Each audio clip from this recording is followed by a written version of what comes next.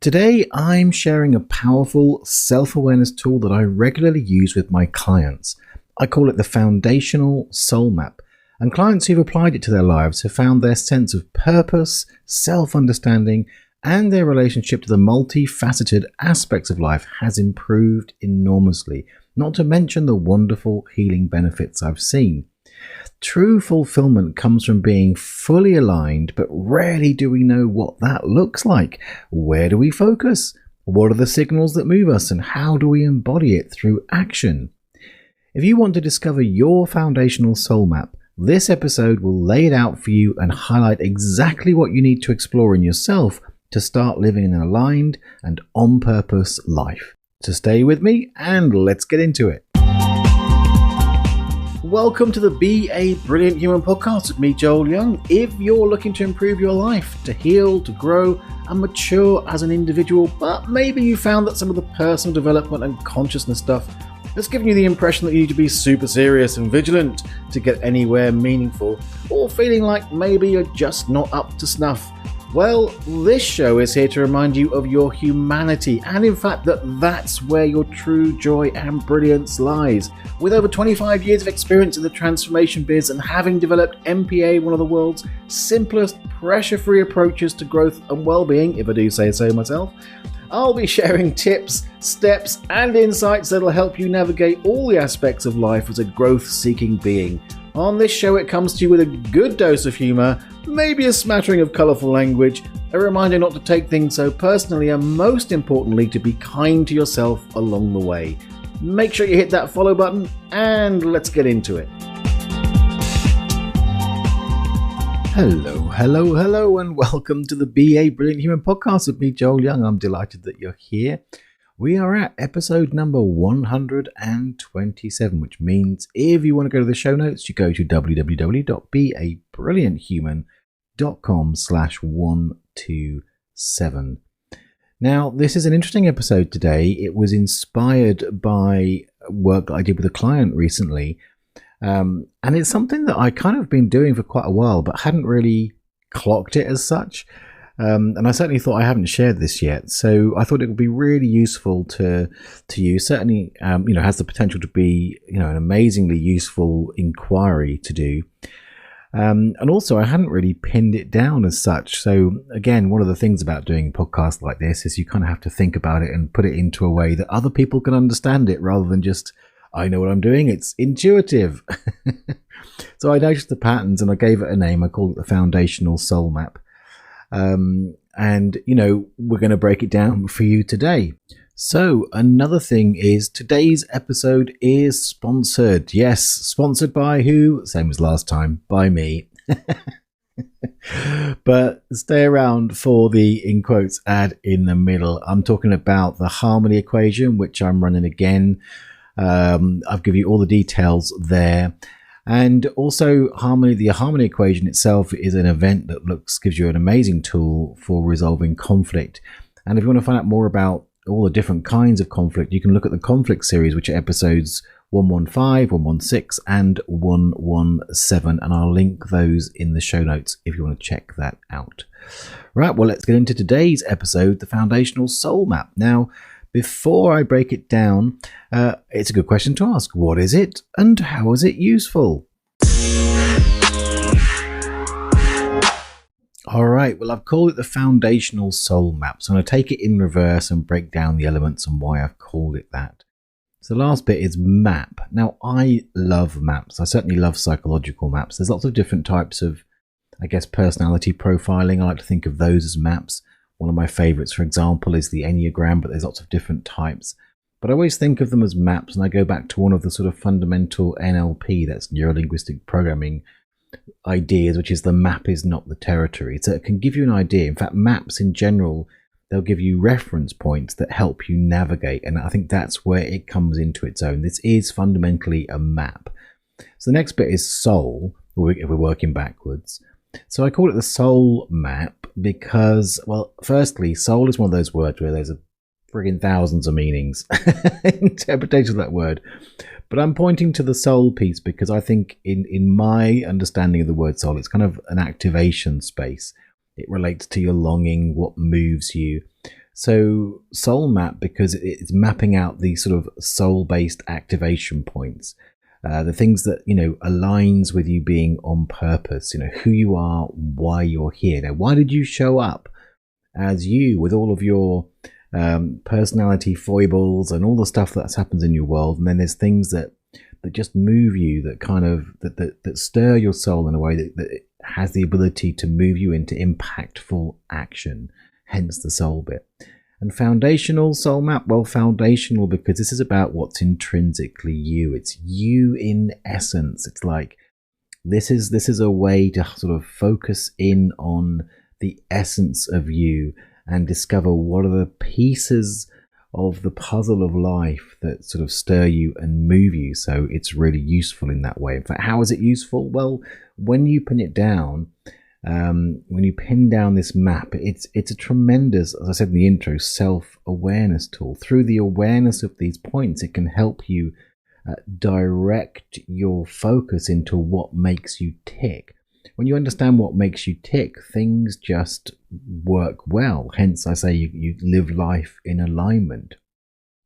And let's talk a bit about alignment, because that's where we're going here. It's like when you discover your foundational soul map, you have the potential to act in alignment, well, potentially in the world of possibility 100% of the time, but more realistically, a lot more of the time, and that can make a huge difference.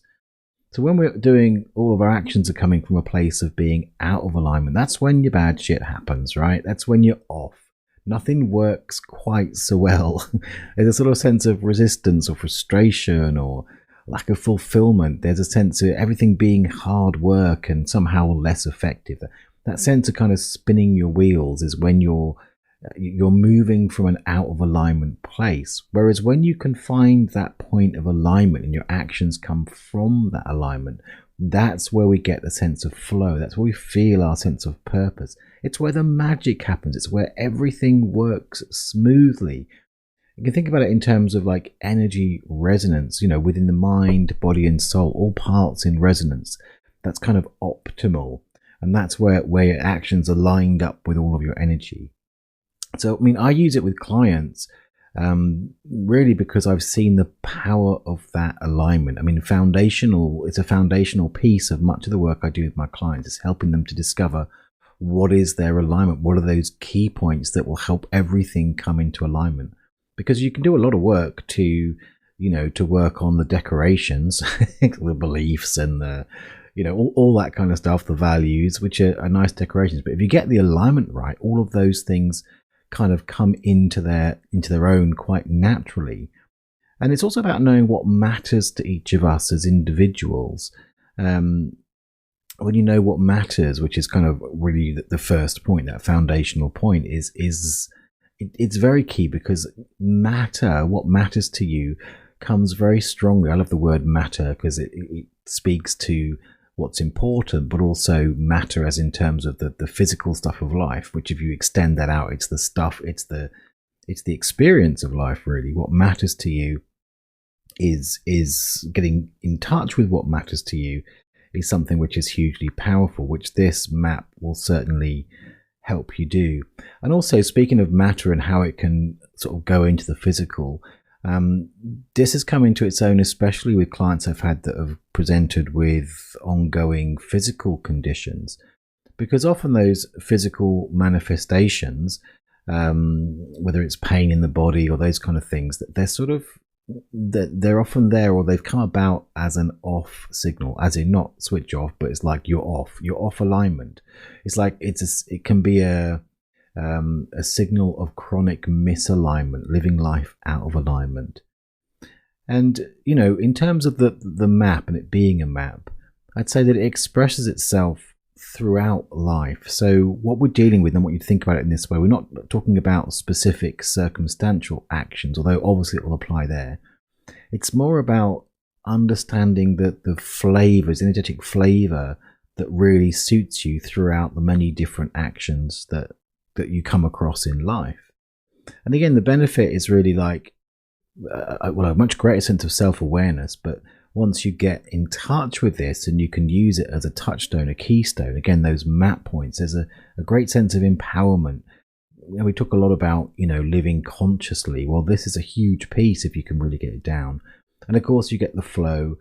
And because it's not sort of specific to a single situation, when you begin to apply the map, when you discover it and begin to apply it, you can end up, and this is heavy quotes, fixing multiple issues or multiple scenarios, because it tends to sort of flow out in all directions.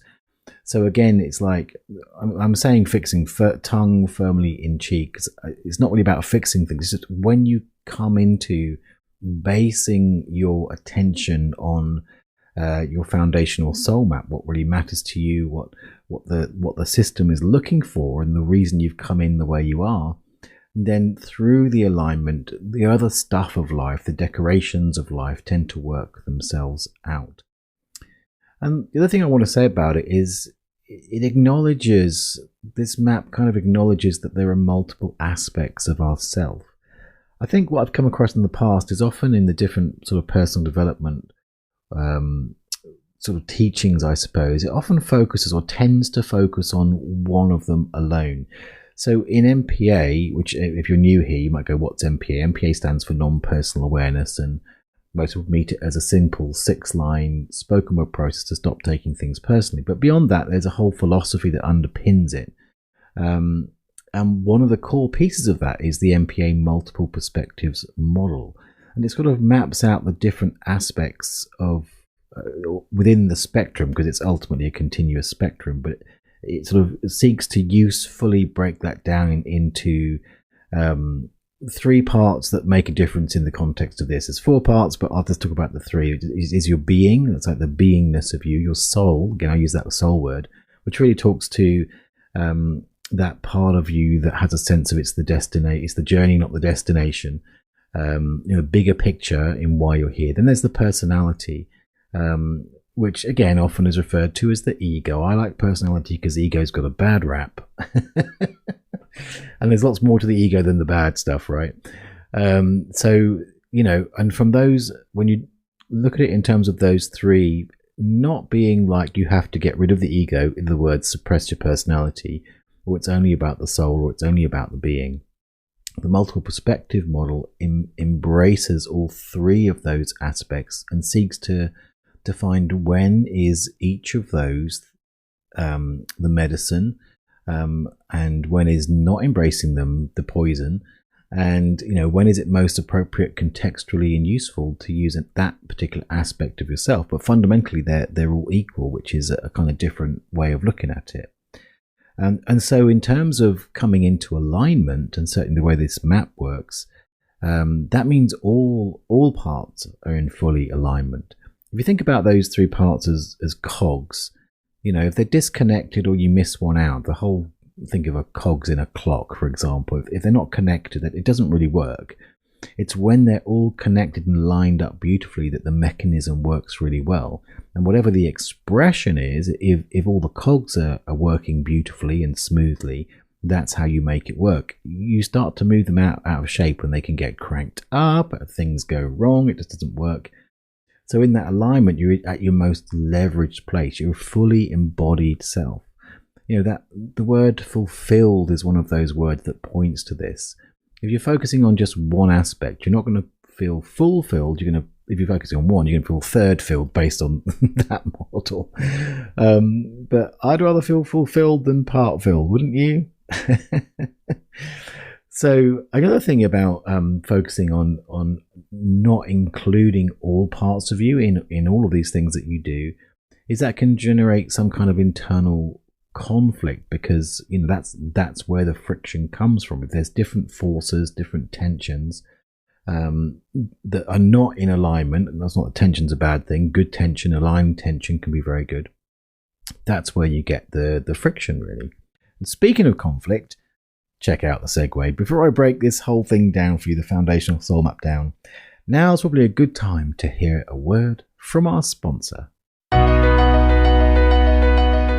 This episode is sponsored by The Harmony Equation, our live online workshop where you get to discover the world's simplest tool for resolving conflict and help your clients find harmony. Now, if you've got clients that seem stuck, blocked, and unable to move past certain issues, then chances are they have unresolved conflict and the approaches you've been using so far haven't hit the spot. Well, you're going to love this event, and you and your clients will love the truly unique, powerful, and effortless way you can guide them to the resolutions they need once you have this tool in your hands. In fact, the work you'll learn at the event is so magical, I use it with nearly every client. As Ronnie, a previous attendee, says, you've created something very special and made it a simple and effective tool to cut out the complexities we add to our lives. The work you're doing really resonated with me and the work I'm now doing with my clients. So if you're a healer, a therapist, a coach, or do any kind of change work with clients, then this is an incredible tool to add to your skill set.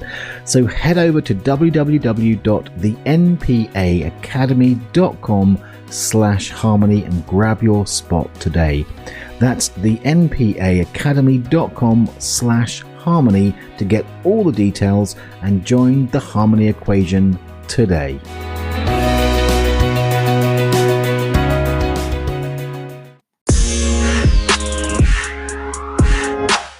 So this is a map that comprises three parts that kind of reflect that beingness, soulness, and personalityness.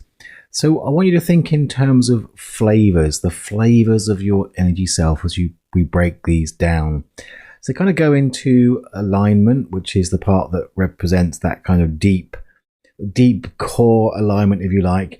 Then there's kind of a fuel or the signal part. That's the more soul. That's what moves you. Then there's the expression. It's what's the flavor of expression. So it's like, how do you get to the alignment? What's the flavor of the thing that fuels the fire of your soul? And then what's the flavor of that expression? So we take them each at a time. Alignment. I think of the alignment piece as the point of self-connection. So it really is what aligns you with your core. It's like what matters most to you. Now, interestingly, often alignment is perceived as some kind of flaw. So it's like sometimes the things that align us most are what have been suppressed or tend to get minimized.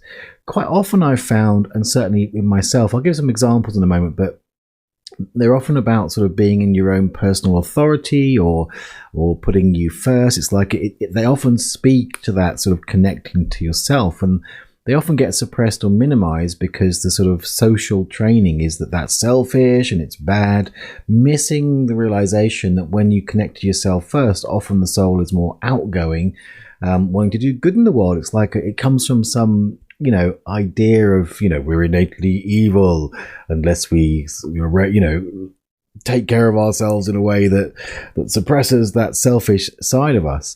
But as mammals, as humans, for certain, it's like, for the most part, there's always exceptions, a few bad apples and all that.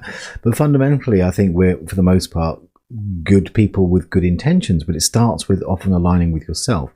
Now, it isn't always that way. Sometimes the key to alignment is different. But I have noticed a sort of a general pattern of where often if you look to what is perceived as a flaw or sort of what's natural and often gets dismissed because it's perfectly ordinary, is a key to finding what's that point of alignment, what's that self-connection. So when you get your alignment, then it's like, what's the fuel, that sort of soul point? So it's fuel on one hand because I think of it as like it's fueling the fire, but it's also a signal. So sometimes the fuel/signal is the signal that tells your soul to move into action. So a sort of a way to look at it is what moves you. What's, in a way, you could say what signals your purpose at a soul level.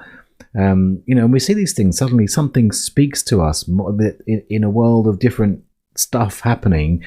One person gets spoken to by a certain situation, another person gets spoken to by another, which is fantastic if you think about it. That's why there are people that respond to different crises in the world, get moved by hunger or get moved by war or get moved by different situations or the love of nature.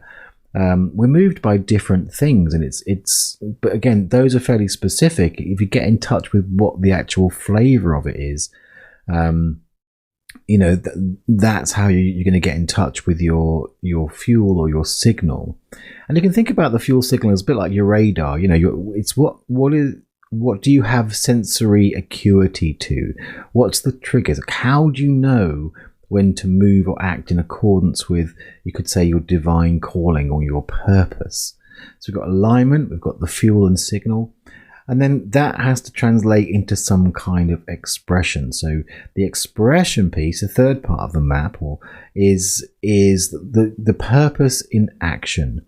Now, normally, flavor-wise, when you find the flavor of it becomes unhindered. It's just a natural expression. In a way, the expression is the embodiment of the alignment and the fuel and the signal, the natural outpouring. And one of the things I've noticed is when you see it in others, you'll often feel moved because you can recognize the embodiment of those things. Now, it's not like everyone's going to have, like, there's only a certain number of alignments and fuel signals, but they're often flavored the same. It's really interesting to find how you specifically word or phrase your own, but nevertheless, there's certain energies or bodies that can be very similar or close to what moves you, and often you'll find that's helpful. Like movies, movies that make you cry or move your spirit are usually things that reflect this embodiment to you. And it also can be strong memories, like of a loved one's actions or behaviors that somehow that moves you. It stirs you in the soul, and usually that's a way to recognize what's the flavor of that? What's the flavor of that? Which is the flavor expression that will be most aligned with you. So let me give you some examples. So the first one, which is the recent one actually, that inspired me to do this podcast. And the way I kind of do it with the client is I just listen. I listen for what moves them. I listen to the different parts. And you can do this with yourself, really. You can just sort of pay attention if you start sort of looking at your life and what's going on, maybe journal it down and sort of look back and go, what are the bits that touched me? But I'm going to give you the maps that we came up with, and then sort of talk you through how that works. So in this case, the alignment was centered from self. In a way, it was a reimagining of being self-centered. And again, this is where I say sometimes it's seen as a flaw. Life had been set up with sort of avoiding being selfish, and it's considered a bad thing, and all those shoulds and yada, yada, yada. But whenever, there was conversation around where it worked, where it ticked, being centered in the self was kind of the spark point. That's that alignment point. So then what was the fuel or the signal? Well, again, this was interesting. It came sort of primarily from a memory of something that's happened with a loved one. When we looked at it, we came up with the word sensitivity. Now, there was a distinct flavor to it, which was a sensitivity to others, sensitivity to the environment, and sensitivity to the needs that were calling in the moment. And again, interestingly, that kind of dynamic of that sort of flaw versus gift thing, because sensitivity, obviously, this is someone who's been told they're too sensitive their whole life, right? But that sensitivity is a radar out there to notice what's going on. So when that sensitivity sparks, it becomes, from using the map, a signal of like, okay, so pay attention, where is the movement wanting to go? And then the expression had a flavor of generosity. So when this client found that she was able to be centered in the self, we looked at previous examples of it. So this is new, so we haven't had time to really work through it. I've got other examples where we have, but in this case, it was like looking at being centered in the self, tuning into that sensitivity, especially to others in the environment. And then when the expression comes with generosity, that's when the magic happens. That's where everything flies. So when the generosity in this case is like it's spontaneous, there's no worries in it, there's nothing in the way. It's just because again, generosity, you think, does that mean just be selfish, be centered what others need and give them all your money? No, that's not what I'm talking about. Generosity of spirit here is the flavor of the expression. So when those three things are at play and they were able to start paying attention to that, that's where we can begin to see things change. And they say that's relatively new, so it's a work in progress. So And what I said in that case was that if you think about it, the gift of self-centeredness is that it's the source of balance and alignment for you, is what I said. And that's going to heighten your ability to notice what moves you.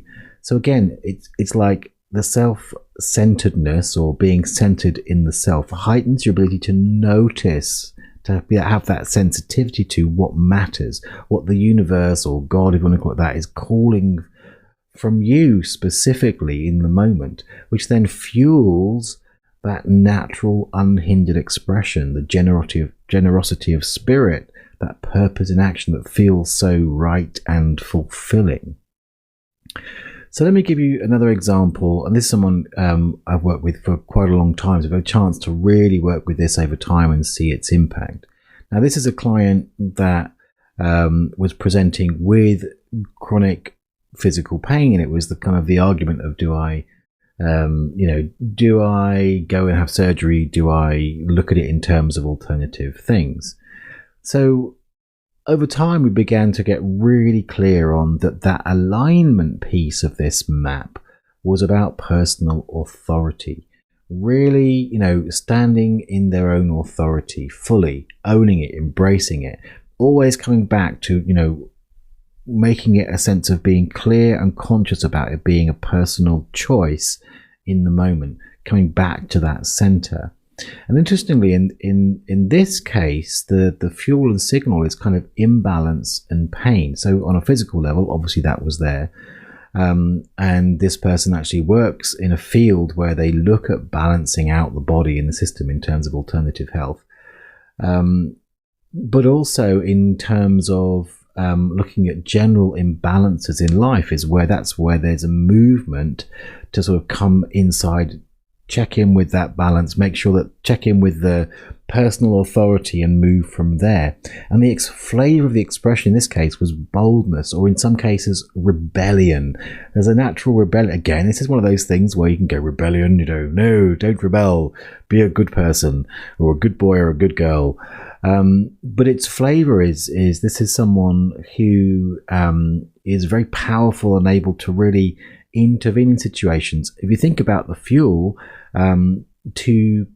to help facilitate the healing or correction of imbalances, that's the purpose, and to do it with boldness. And often that will take rebellion, right? God help us if we didn't have those in our human community that were the rebels, those that will see injustice, for example, and be moved, genuinely set it right. Because that's where this comes down to. It's like, if we're all doing what we're genuinely moved to, there's a rightness about it. Not everybody feels that urge to stand up and go to rallies and rebel in that way. And again, you can say, well, you ought to, because then we'll see more change. But we all need to be doing what is fully in alignment. That's how the whole system works. We're not all the same. And yet there's other people who will judge the rebels and go, oh, they should just shut up and follow the rules. But we need those differences as part of the whole humanity, the whole of humanity, the whole of the system really requires it. So over time, what we found is it's become really clear that the physical condition that this client first came with, when they really pay attention to and follow this map, making sure they come from personal authority, acting in boldness, that all of those symptoms kind of die down, and it becomes, very straightforward to see the connection. And when they don't do it, obviously it's a flare up. So it's a really clear that condition is a signal which can, the more and more they come into alignment, the less and less the need for that physicalization of the signal becomes apparent. That's one of the powers of it. I also thought I'd offer me as an example. It's interesting because when someone else is helping you, it's a lot easier. But I took some time and thought, well, I kind of do know, I know what it is that makes me tick. I know what it is that moves me. And in a sense, I suppose my alignment piece came early, and it's very similar to the last client, actually, that I was speaking about. Mine, I would call it Choose You, Really, mine is about self-trust. It's learning to trust my gut. And again, interestingly, with the clients that I've done this with and with my own experiences, you'll find that a lot of the sort of early issues and stuff you go to healing people for comes down to not really getting in touch with this. It's certainly been my experience, a lack of self-trust and trust issues in life in general have been big for me. But the more I've come into understanding that it's about, coming in, again, a way it's similar, self-centered, if you like, or choosing me is my flavor of it, trusting that gut and listening to it. That's where the power is. In a way, that also comes down to sort of confidence in a way. Self-confidence for me would be a flavor, I'd say, because and people often reflect back to me, oh, you're so confident. Well, only really since I began to follow this alignment, then it shows up in kind of a self-confidence. But there's always that kind of, I suppose, that having to come back to choosing me and centering myself within myself. So the fuel or the signal for me, interestingly, especially as we're looking at the harmony equation as the sponsor for this particular show, conflict, or certainly inner conflict, is definitely one of my signals. It makes sense in a way, inner conflict, because it's going to tell me whether I'm on or off. It's kind of that signal. And the way that I would flavor that it sort of starts to, I guess, bleed into the expression, but its discernment is so key. A lot of the work I teach, like a lot of what we do in MPA Mastery, where I'm teaching people to do MPA professionally as certified practitioners, a lot of it is about teaching them discernment. It's noticing the difference between things that seem the same but are somehow different. That's a really core and certainly fuels. When I see there's a lack of discernment, that fuels me into action. If I see there's some kind of if I get some kind of inner conflict, it's normally that signal. There's a discernment that is required here. Now, interestingly for me, if I look at the movies and the situations and times that really move me, it often involves sacrifice. And sacrifice, again, it's a word that's got some good PR in a religious sense, or bad PR in a kind of personal development sense. But for me, it's about surrendering to something bigger. Well, hey, I sort of came up with the term non-personal awareness, about getting beyond the self, we thinking, not me thinking. But also sacrifice, to me, is the flavor of it comes up when you get that inner conflict. There's discernment. Something has to be sacrificed. You can't keep the grey edges. And also, I'm a highly creative person, and there's always been loads of options for me. It's like I feel like I can put my mind to anything, and one of the things that will get me out of alignment is not being willing to sacrifice some of those options. The desires of things I could put my energy into, usually something needs to be let go of. So it embodies that sense of sacrifice. So while those words, you could look at it like, choose you, conflict, and sacrifice sounds terrible. But if you break it down, it's just the flavors of what moves me. So I know that when I'm really on fire, normally I'm deeply rooted in my gut. I'm making on fire discernment. There's discernment to be made, and then within that it comes out as usually, because I can often see many different sides, it's about picking a side or picking a path, and going for it in a sense with that boldness again. So I relate to the client in that regard. So I guess the question you're going to be asking yourself is well, how do I find mine? So let's talk a little bit about that. Well, there's good news and bad news. I suppose the bad news is, as I've just alluded to, it can be quite tricky if you're doing this by yourself, mostly because it's like you can't see the wood for the trees. We're often blinded by our own self. That's why, I often do it for clients, and, it can become obvious after the fact. Beforehand, we're kind of blind to it. But it is an ongoing inquiry. So, I would say the thing to do if you're looking for this is, well, first of all, sit with the map itself, just ponder it. Because if you take it on and think, well, what's that bit that gets me alignment? What's the bit that fuels me up?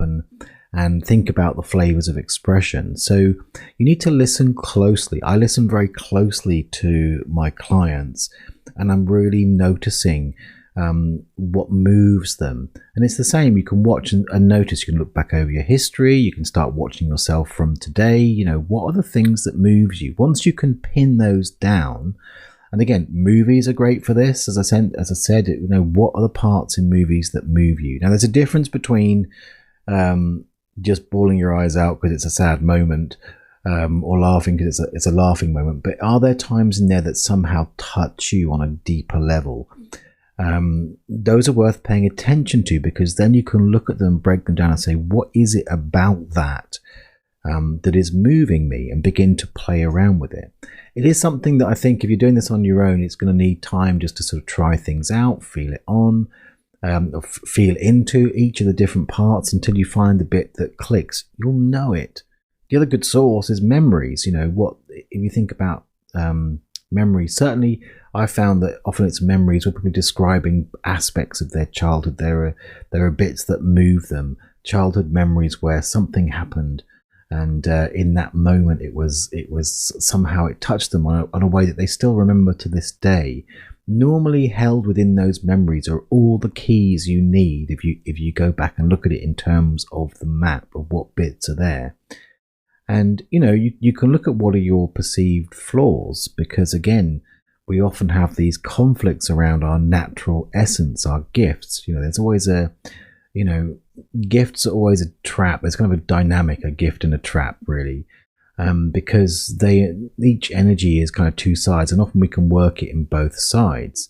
That's the challenge, really. I mean, in my example, the choose you aspect, the alignment aspect, is being certainly early on is like the thing was working in the direction. Whatever you do, don't choose you, And there's always that fine line. I guess for me, it's discernment between, am I choosing me, or am I choosing an old idea, or is the sacrifice working am I being self-sacrificial in a way that's not aligned, or am I using sacrifice in a way that's aligned? So you kind of got to watch the dynamic there, really.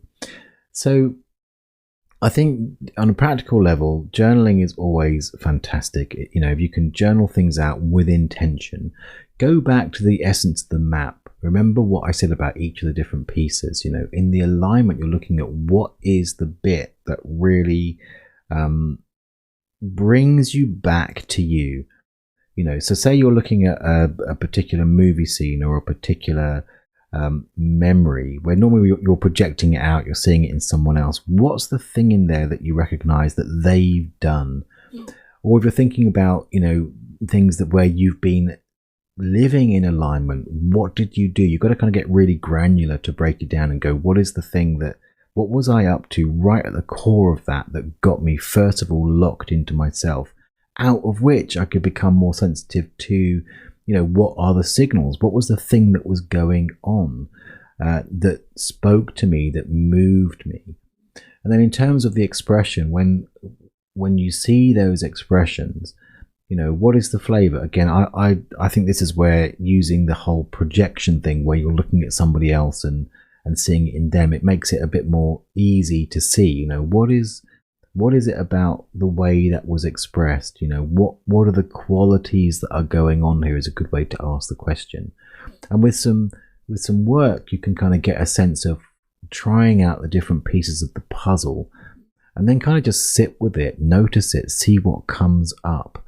And from that, either it may need to be refined, or you might start to notice, oh yeah, if I now take the map that I've got and I test it back through my history, I can see where when I applied this, my God, everything flowed. And when I was off of it, that's where life got tricky. It reminds me of an astrology reading I had once. Amazing astrologer, and she asked me to send her the dates, and I was a bit unclear on the specific time. And she did this thing where she was checking the time, and she said it's like pulling the dial back, and she'd get to me and say, well, did this happen at 7, this? I'd say no. So I'll get back to you. Came back with a different time a bit earlier. She got to an hour earlier than the one I thought was my birth time. She started asking questions and going, did this happen at 6, and this happen at 8, and this happened then? And I was like, yep. And I was like, oh my God, that's amazing. It's because she dialed in the alignment, everything made sense all of a sudden. And that's kind of my invitation to you with this map. There isn't a formula I can give you for this. It really, because it's such an act of, hey, presto, look at mine, discernment. But I wanted to offer it to you to give you a sense of what's possible. And even if you don't use the map, think about alignment. Think about what moves you. These are powerful questions to ask, because when you notice them, when you begin to pay attention to them and use them mindfully, I talked about that client with the personal authority, imbalance, pain and boldness. When they began to really apply it, that's when the shifts happen. In that case, well, there's lots of life shifts, but not least of which was the massive reduction in physical pain. So if you need some help, remember you can get some one-to-one with me. You just need to go to joelyoungmpa.com/sessions. You can check out. I've got to say I'm pretty full at the moment, so but get in touch. You can book a free call with me, have a chat, and if I've got space, then I can certainly help you out with that, or work with whatever it is that's coming up for you on a one-to-one basis, because we all need help sometimes. That's absolutely for sure. So I hope you've enjoyed this episode. Thanks so much for listening. Let me know what you come up with. What's your foundational soul map? What are the things that this inspires in you to inquire about? Where can you get more awareness? I'd love to hear from you. If you're watching this, by the way, on YouTube, it goes up on YouTube. If you're not, it goes up on YouTube. Did you know? Well, firstly, hit that subscribe button. Why don't you? But leave a comment, let me know. Otherwise, you can get hold of me on the usual social media platforms at Joel Young MPA for the most part, or go to MPA Rocks on Facebook. There's always a post that says about this any particular episode. You can comment on there. Let me know. Fantastic. Hope you have a fantastic rest of your week. I'll see you next time. Thanks so much for listening. If you've enjoyed this show, I'd love you to do me a solid and tell someone about it. They can find us on Spotify, Apple, Google Podcasts, and most other podcast platforms. Plus, if you visit the website www.BABrillianthuman.com, you can share the show notes to social media and make my day. Also, make sure you hit that follow button, and if you haven't yet downloaded the MPA process sheet, head on over to joelyoungmpa.com and get your free copy today. Big love, and see you next time.